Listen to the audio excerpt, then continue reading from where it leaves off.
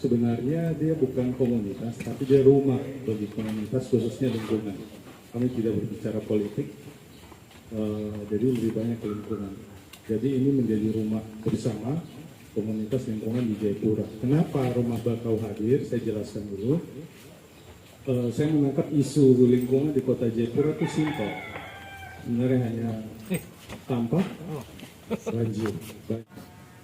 Dan di dalam ekosistem mangrove ada tanamannya. Nah, tanaman itu berupa bakau. Jadi mangrove ini tidak hanya bakau saja, ada berbagai macam jenis tanaman mangrove. Ya, kebetulan yang di sini dominan adalah bakau. Bakau itu kalau dalam bahasa Latin disebut dengan Rhizopora, ya, genus Rhizopora. Ciri-cirinya kalau nanti kita lihat dari atas gitu ya, bisa lihat ini ya, ke pohonnya. Ini saya bilang sebagai pohon yang patut bersyukur. Karena pohon lain daunnya turun, dia menghadap ke atas. Ya, ini sama dengan jenis nangka-nangka, ya, itu selalu menghadap ke atas. Tujuannya apa? Dia menangkap sinar matahari, menangkap air hujan, kemudian diturunkan secara perlahan untuk sampai ke tanah. Yang kedua, batangnya. Ya, batangnya ini kayak kaskado. Ya apa ya, bersisik atau bercorak kasar. Ya, yang lain tidak, nanti ada yang hitam.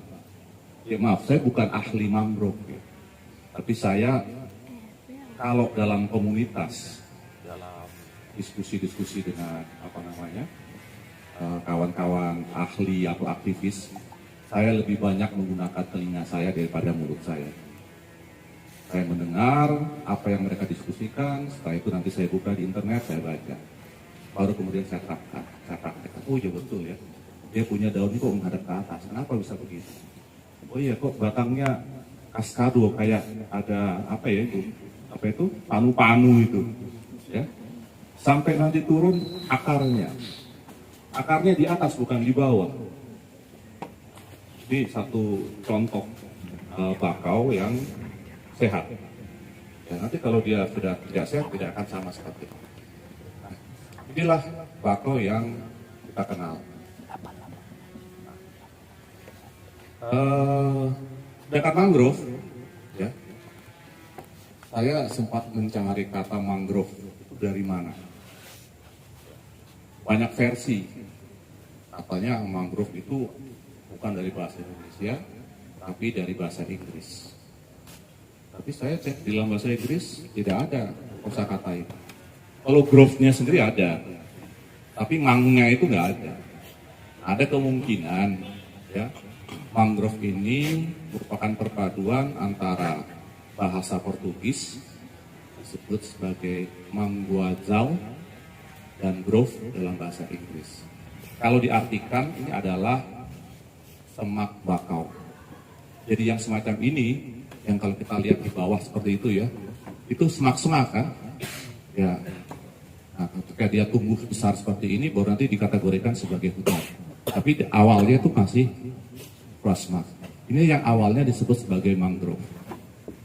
Ya.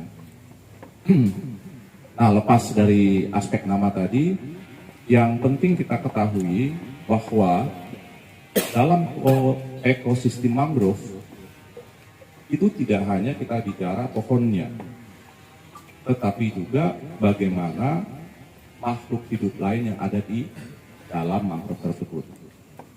Ada yang bisa sebutkan apa saja yang ada di dalam ekosistem mangrove? Hewan-hewan atau makhluk-makhluk apa saja? Kepiting, kerang, apa lagi? Burung. Apa lagi? Ya, ada ikan, nyamuk, ada cacing, di dalam ini juga ada ular, ada macam-macam. Ya. Termasuk makhluk kasat mata. Ya, oke. Dan jangan lupa di dalam ekosistem mangrove itu juga ada manusia. Manusia terlibat di dalam bagaimana ekosistem di sini itu berjalan. Nanti apakah manusia sebagai trigger dalam hal merusak atau justru sebaliknya? Lebih enak kalau lagi minum. Gitu ya. Nah, mangrove kita untuk wilayah Papua masih tergolong sehat secara umum. Meskipun spot-spot atau beberapa tempat itu mengalami kerusakan seperti yang kita hadapi saat ini. Nah, kenapa kita mesti peduli terhadap mangrove? Dan ini juga menjadi sebuah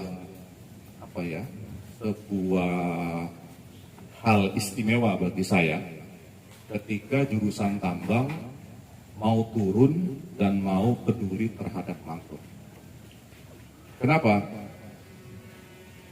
Selama ini kita hanya belajar, berpikir, berbuat, pokoknya eksplorasi, eksploitasi, ekstraksi. Dan kita lihat di belakang sana itu, coba lihat ke kanan, berdiri kalau ada yang udah bisa lihat. Itu adalah salah satu bentuk atau penambangan yang eksis di Kota Jayapura. Apakah pertambangan itu punya hubungan nggak dengan mangrove kita? Ada hubungannya. Ya, nanti saya akan cerita bagaimana hubungan baikkah, burukkah antara penggalian batu kapur atau batu gamping di Entrop dengan yang di hutan bakau ini. Yang berikutnya saya juga yang tadinya batu gamping digali. Ketika hujan, airnya tidak bisa langsung atau ditampung di batu gamping. Di dalam batu gamping itu ada reservoir, ada tempat air. Kalau sistem di atasnya bagus.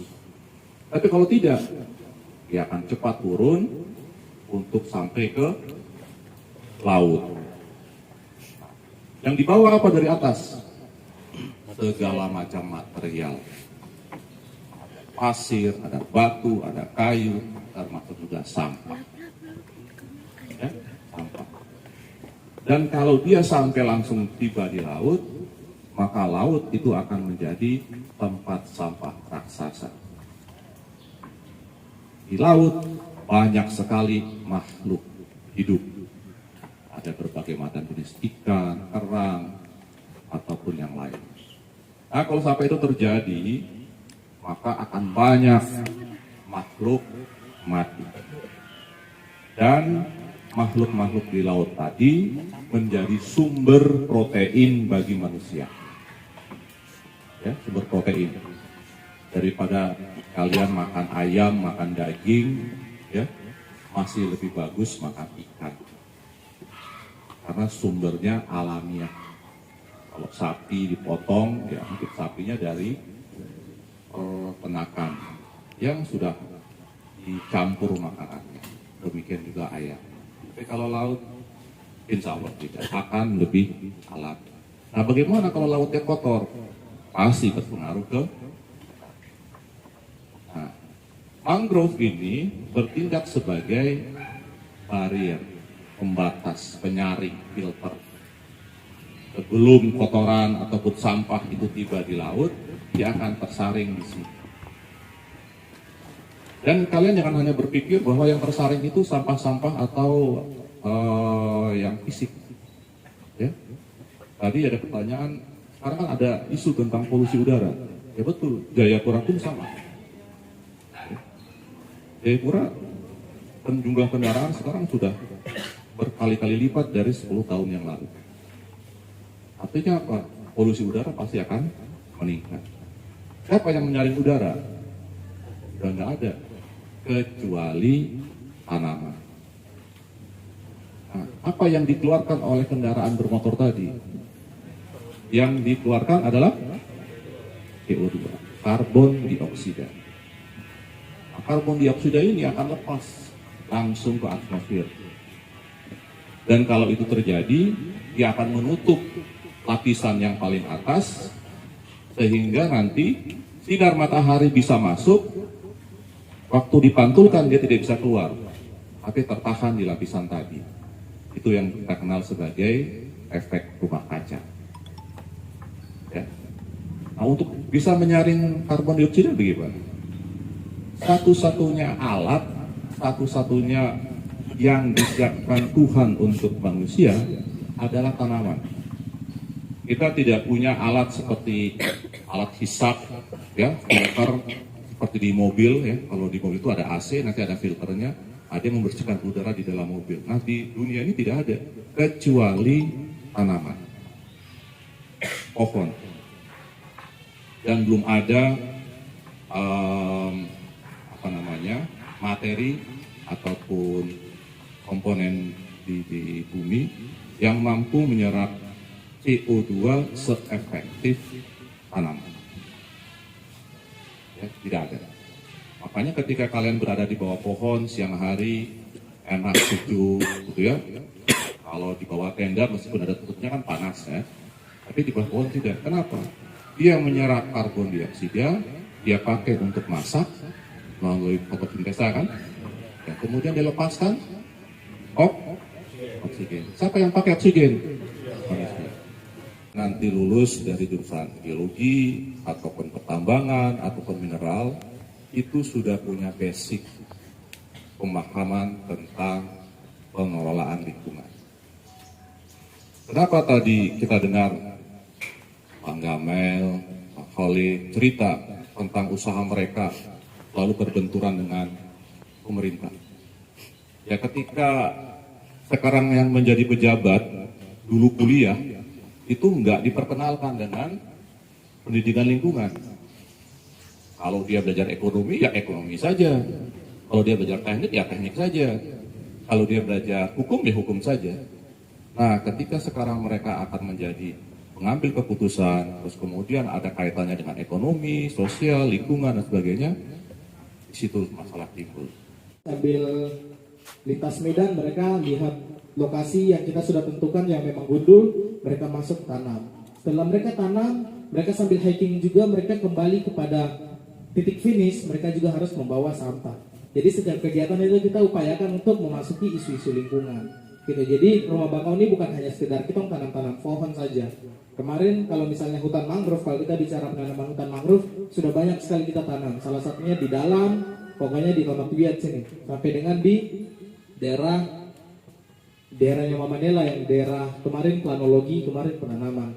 Terakhir juga ada dari mana Bang, yang turis itu, pegiat yang dari luar negeri. Pokoknya dari luar negeri, kemarin mereka datang hanya untuk menanam pohon di sini. Bayangkan di sini mereka pangkas mangrove, di sini mereka timbun mangrove, malah orang luar negeri yang peduli tentang mangrove di Papua. Norwegia, bayangkan dari jauh-jauh ke luar negeri ke Papua, ke Jayapura untuk menanam mangrove, tapi malah kita sendiri yang merusak hutan mangrove.